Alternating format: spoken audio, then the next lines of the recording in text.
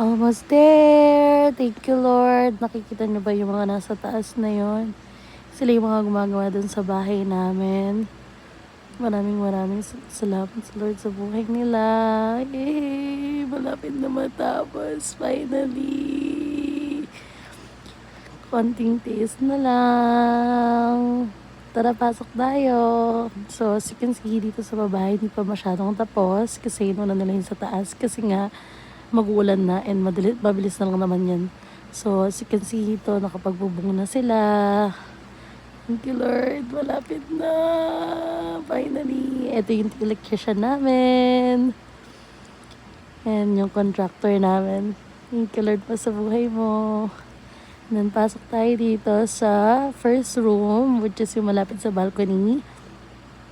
And then, punta naman tayo dun sa main bedroom, which is yung kwarto ko dito sa taas. Kasi yung kwarto ng mama ko nasa baba. Yung CR. And then, ito yung hallway. Balik tayo dun sa room ko. So, dito sa second floor, ito yung pinaka main bedroom. Kasi isa lang naman yung room dun sa first floor. And then, punta tayo sa pangalawang room, which is yung room ng ate ko pag umuwi siya dito sa Pilipinas.